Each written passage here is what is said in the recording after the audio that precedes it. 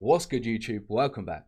Today it is Lazy Daze Tubby, and I'm back at it again on my solo channel, and I am doing some more history reaction for you guys today, and it is some more early Muslim expansion series, How the Muslim Conquered Spain by Kings and General. So this will mean that we will be all caught up and be waiting for them to drop more in this series if they have any more episodes.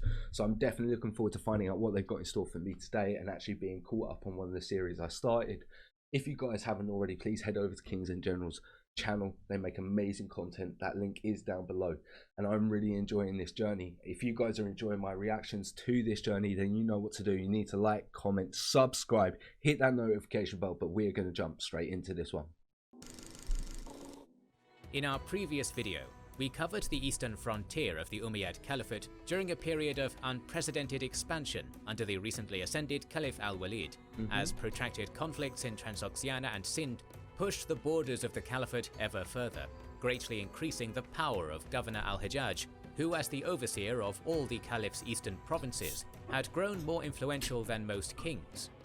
Moreover, it was not only in Asia that the Umayyads, so recently on the brink of civil war, were seeing renewed successes. At the same time Muhammad ibn Qasim's army was sweeping through Sind, another new frontier was being invaded thousands of miles to the west, the land of Iberia, under the control of the Germanic Visigoths. Across such a vast area, the Caliphate was being exposed to many different cultures, but you don't have to invade vn.com/kingsandgenerals.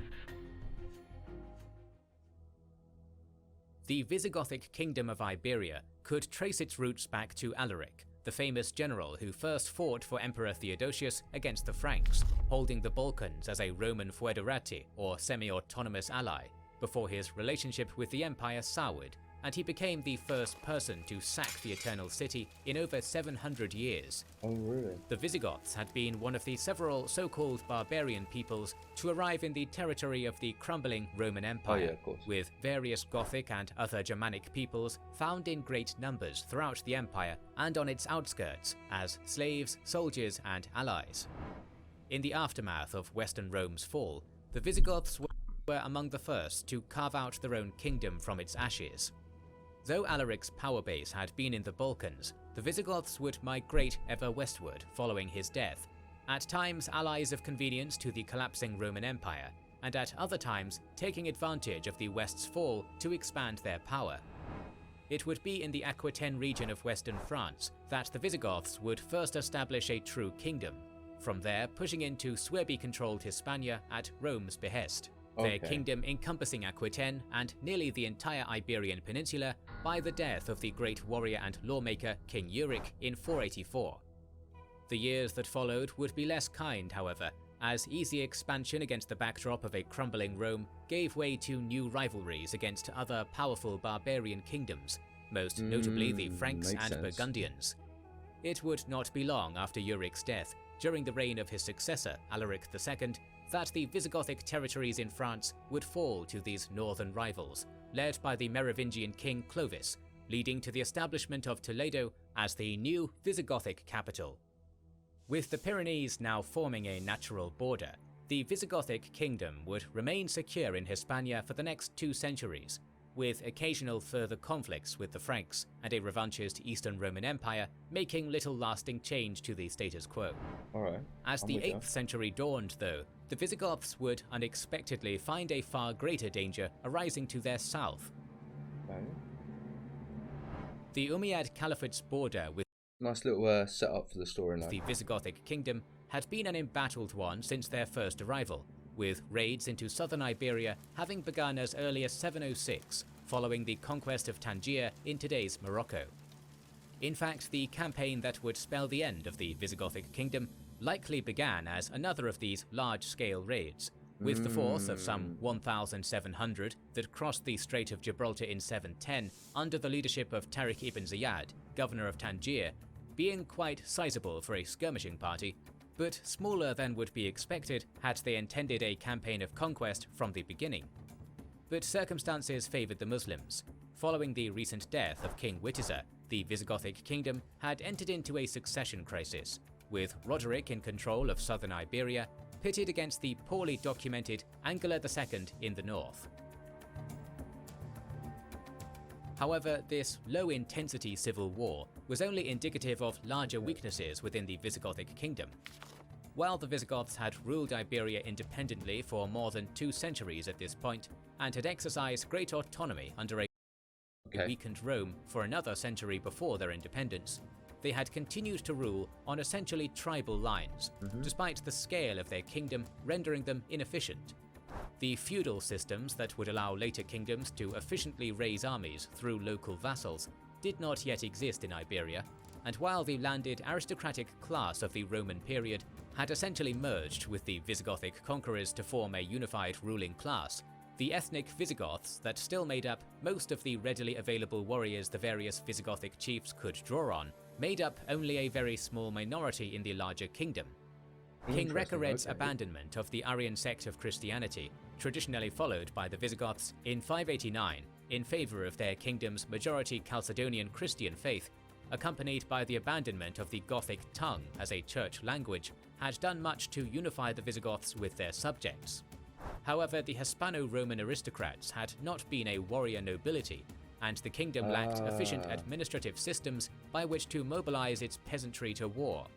While every denizen of the Visigothic kingdom was theoretically required to provide military service to the king on demand, this duty was owed directly to the king, rather than to a more accessible local intermediary, making it a duty only too easy to ignore for the vast majority of the population outside Toledo and the king's own domain. Thus, while the Caliphate had been able to vastly expand its power through its conquests, through recruiting large numbers of converts in conquered territories for further campaigns, and by embracing the sophisticated administrative systems left behind by the Romans and Persians, coupled with laws laid down in the Quran, the military power of the Visigothic kingdom was not fundamentally changed from the tribal armies that had fought Rome under Alaric, its army still made up in large part by the personal warriors of Visigothic chiefs, despite the vastly larger Latin population they ruled over. Okay, that's very interesting. In addition to the relative unpreparedness of their foes, the Arabs had a valuable ally on their side, Count Julian of Ceuta, who was most likely a Byzantine governor who had switched his allegiance upon his empire's abandonment of North Africa, rather than attempting to fight a doomed resistance against the Arabs. While it seems he aided by providing his suzerain ships for the crossing of the Strait of Gibraltar, his larger role in the story is somewhat in question. Despite his importance in later accounts, which claim he had made the first attack on Iberia with his own forces in 709, seizing loot with which to entice the Arabs to destroy Roderick for him and avenge his daughter's rape at the Visigothic king's hands. No mention of this grudge exists in the Mozarabic Chronicle of 754, the earliest surviving account of the invasion. Okay, interesting. So he was lying, was he? No, sources believe that. Okay. And neither Julian's subservience to the more powerful Arabs, nor Musa's predictable decision to expand into the rich lands of the Visigoths require any tales of vengeance to explain. The accounts that paint Julian as the architect of the Visigothic kingdom's conquest also clash with both the Mozarabic Chronicle's assertion that Arab raiding had begun years before the conquest, and with the common narratives of later Christian accounts, which claim that it was the enemies of Roderick within Iberia that requested and facilitated the Muslim invasion. While any of these stories might be at least partially true, they are likely irrelevant. With North Africa subjugated and inhospitable, with difficult to traverse desert to the south, the Caliphate's invasion of Hispania was an inevitability whether Roderick was guilty of raping Julian's daughter or not, and Julian would have been compelled to support Musa as a caliphal vassal with or without any personal grudge. Which story do you guys think it was out of the three? It is interesting. It is interesting. He was probably just trying to paint himself in a better light, but that is unfortunate what happened. Anecdotally, as a side note, the modern name of the Strait of Gibraltar is named for Tariq, in a corruption of the Arabic Jabal Tariq or Tariq's mountain. Oh, okay. That's cool. The renewal of raiding in the south went at first unanswered by the Visigoths, allowing Tariq to establish a secure base of operations on the site that would later become the town of Algeciras, from there pushing deeper into Iberia. They would face their first opponent shortly after, Theodomir, a Visigothic count holding extensive territories near Murcia, who, with his force of some 1,700 men, attempted to delay the invaders in a series of skirmishes while sending reports and pleas for aid back to Roderick. The establishment of this base, and the arrival of further Muslim reinforcements, quickly demonstrated to Roderick that this was no common raid, and he began assembling what forces he could muster at Cordoba, sending a force of cavalry ahead to aid Theodomir in his resistance, and instructing the Count to withdraw northward to join him.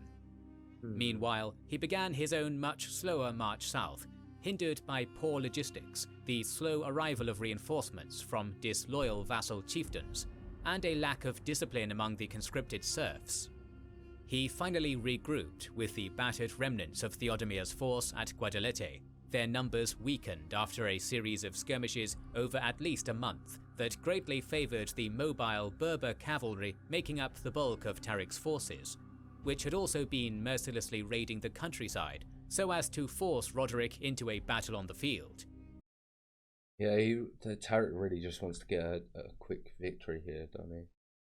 Guadelete would soon be the site of a historically pivotal but poorly documented battle that has been the basis of countless conflicting tales and legends. Okay, I'm ready for these conflicting tales. Let's see what they've got in store for us. The numbers involved are very much in question, with later Christian chronicles claiming as high as 187,000. Though the number given for the Muslim forces in the Mozarabic Chronicle, 7,000 in Tarik's initial landing force, with 5,000 reinforcements, bringing the total to 12,000, is likely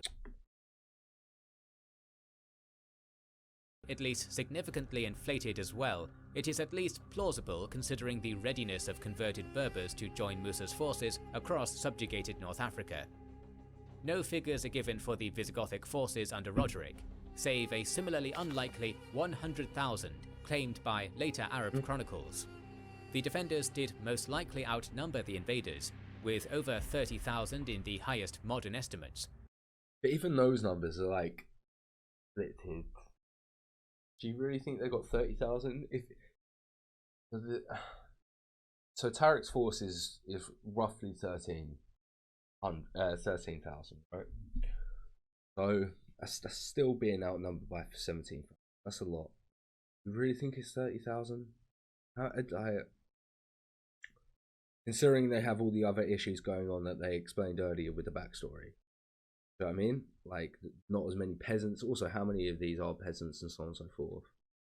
So, how many of them are veterans? Like, because they were saying they couldn't get peasants earlier. So, are they all veterans? Because 30,000 veterans, that's a different story. But that seems a lot. You know what I mean? That number just doesn't seem right to me for some reason. Might be wrong, but yeah, it just doesn't seem right to me. Though given the previously mentioned challenges in mobilizing their Hispano-Roman subjects, even a number half this large is likely generous. But they face problems of disloyalty that undermined their small numbers advantage. How many do you think are going to flee as well in this battle? I think a few tribal leaders would have fled. Like halfway through the battle that's going to come up and stuff. Some recurring themes found in both Muslim and Christian sources may shed some light on the events of the Bloody July Day. The previously mentioned Mozarabic Chronicle of 754, though a useful source for information on the Visigothic kingdom's history and politics, mentions the Battle of Guadalete only in passing and elaborates little on the tactics involved. It does, however, make it clear that many of the more powerful Visigothic tribal leaders had only feigned their support when accompanying their king to battle, intending to lead Roderick to his downfall and claim the throne themselves. And while later accounts are of questionable reliability, this general narrative of betrayal surrounding the kingdom's fall remains a constant. Some accuse Roderick of having had Witiza assassinated in a coup attempt, while many other accounts are quite hostile towards Witiza and his line as a result of the late king's anti-clerical policies. Interesting. Okay, that's interesting. With villainization of Witiza growing harsher and more common as time passed.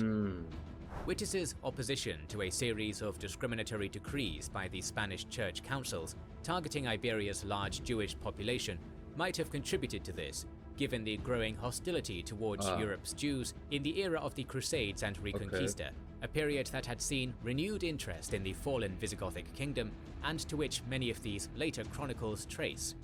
Many of these chronicles even suggest that two sons of Wittisa, seeking to claim their father's throne, had invited the Arabs into Iberia, or that Iberia's Jews had used their close ties to the Jews of North Africa to do the same, seeking an opportunity to end their long suffering under the harsh anti-Semitic policies of the Visigothic kingdom and its church, which since 694 had even allowed for any Jew refusing baptism to be enslaved.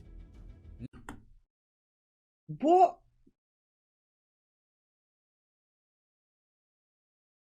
If they didn't get baptized, they got enslaved. What year? Oh, okay, since 4 had even allowed for any Jew refusing. How long did that last for? That's crazy. Baptism to be enslaved. Neither story. So it started in 694, but when did it finish? Seems likely, especially considering Wittisa was unlikely to have been older than 25 himself when he died, making any children he might have had rather young for such scheming. But whatever the case, if anyone had hoped to take advantage of the Muslim incursion to claim the Visigothic throne, they would be very disappointed. Roderick had his loyal Visigothic warriors, armoured and bearing axes and swords, split into two contingents, the larger making up the centre of the vanguard, and a smaller detachment held in reserve. Hey, but it looks like his front cavalry behind these staunch defenders, the ill-equipped levies he had raised from his domain around Toledo and during the mustering at Cordoba were arrayed, in a particularly sorry state even for peasant conscripts. Roderick's hurry to engage the invaders, leaving little time to see these slaves and serfs equipped or drilled. On the wings were the forces of allied chieftains, many of questionable loyalty, and the kingdom's comparatively meagre cavalry remaining after the losses inflicted during Theodomir's fighting retreat. Tarik, though outnumbered, had far more cavalry than his foe, and fewer concerns of morale and loyalty. Though again, a united force with one cause is always stronger than people making pacts together and having their own things to look for. You know, a united cause, a united thought, and that groupthink is always stronger in this sort of scenario to keep people together, you know. The majority of the Arab warriors that had come forth from Syria to conquer North Africa had either returned home or remained behind with Musa. He had a strong contingent of heavily equipped Arab cavalry making up his army's centre, with Berber and Arab infantry behind them, while Berber light cavalry on the wings and in the rearguard made up the bulk of his army. Really interesting. Accounts vary greatly, but it would seem that the first 2 days of fighting remained more or less in the balance, with both armies suffering mounting casualties and with greater Visigothic numbers seemingly giving them the edge at first. Both leaders encouraged their forces with speeches, Tarik chastising his forces for falling back during the second day's fighting, claiming that only by holding fast and seizing victory could they hope to survive and return home, and promising to lead them to riches and glory on the following day. When the third day's fighting began, Tarik would prove true to his word, personally leading his heavier cavalry in a charge that broke through the Visigothic warriors making up Roderick's centre. With the enemy vanguard depleted by 2 days' fighting, Tarik's cavalry soon found themselves with nothing but scattering serf levies between them and the enemy leaders and rearguard, with the Muslim infantry taking advantage of the breach and following closely behind. The circumstances of the following rout are unclear. A Visigothic leader slain early in the charge seems to have been mistaken by the Muslims for Roderick, starting a false rumour of the king's death that hastened panic and desertion in an army already held together by very little. Some accounts claim that much of the Visigothic cavalry under Bishop Oppa, A possibly illegitimate son of Wittis's father and predecessor Egica defected to Tariq as part of a prearranged betrayal, and while this claim is rather doubtful, it is clear that many did desert the king as the tables began to turn. A general rout soon followed, as the levies broke and the Berber cavalry charged the enemy flanks, running down fleeing soldiers.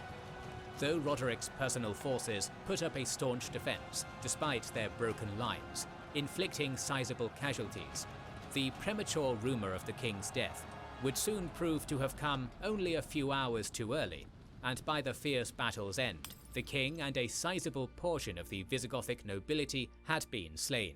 Wow. Though nearly 3,000, close to a quarter of the Muslim force, had been among the casualties, losses had been far greater for the defeated Visigoths.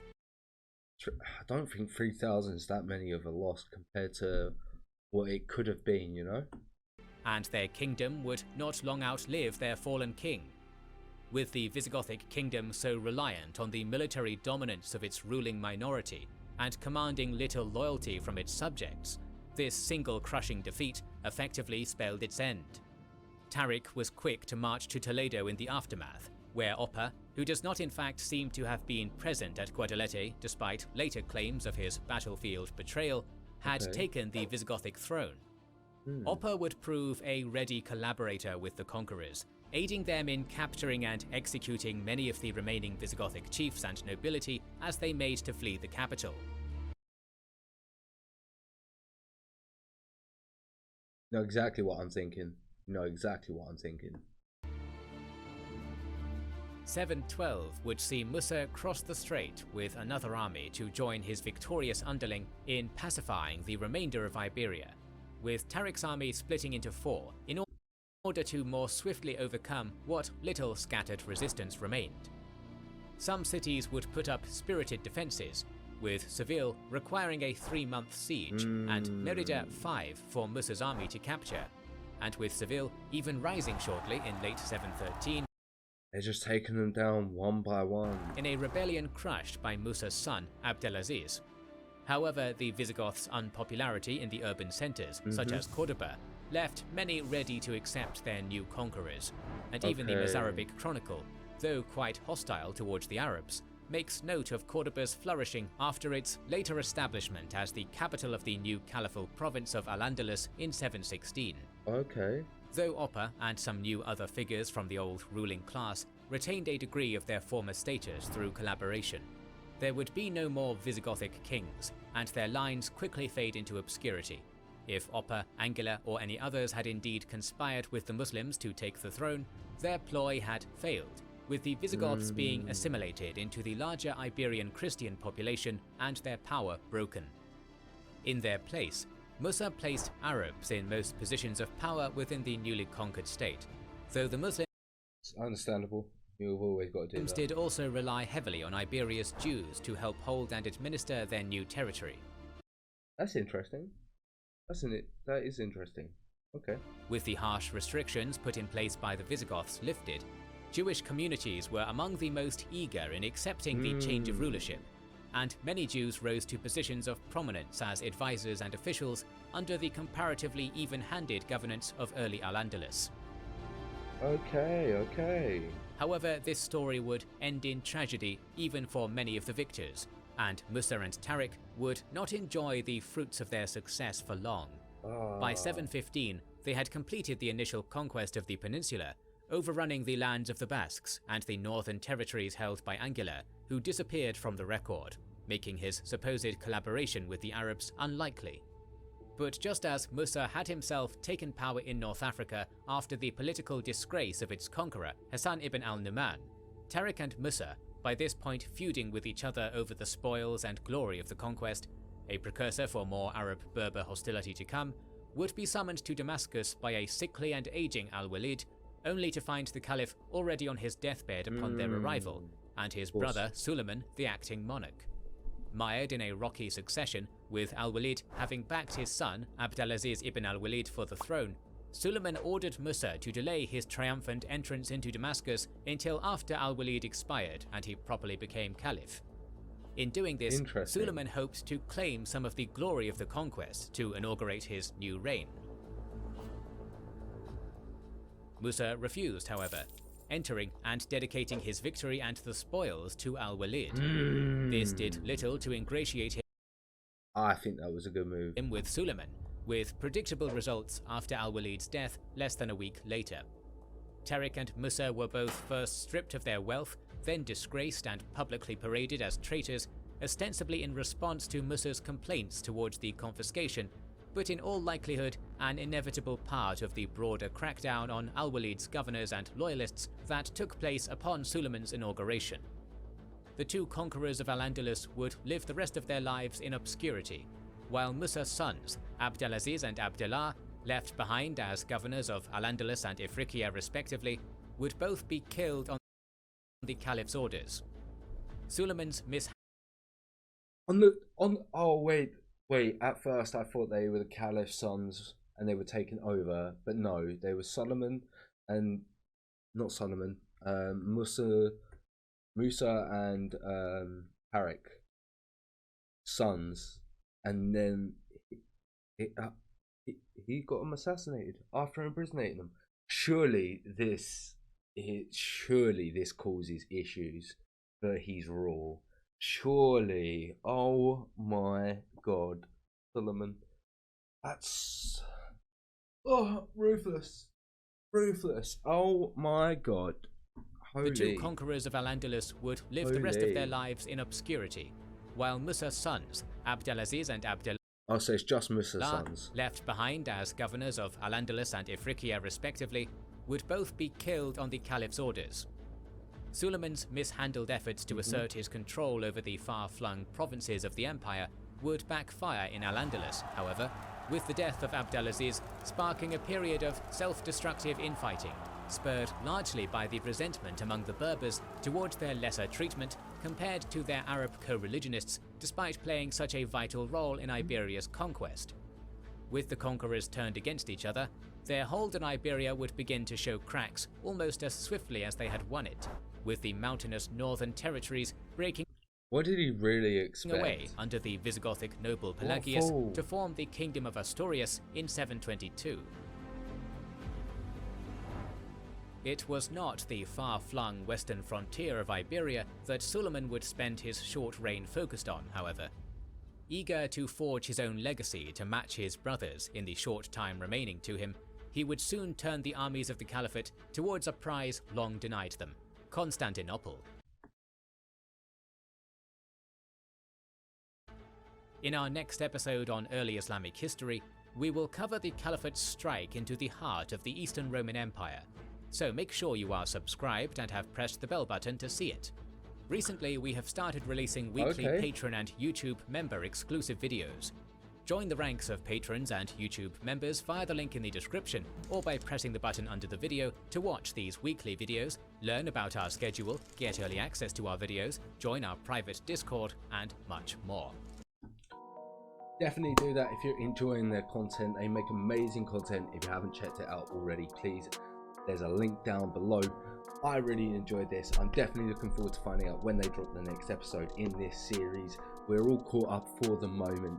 If you're enjoying this reaction to this series and you're looking forward to the next one when they drop it, you know exactly what to do. You need to like, comment, subscribe, hit that notification bell. I will catch you in the next video.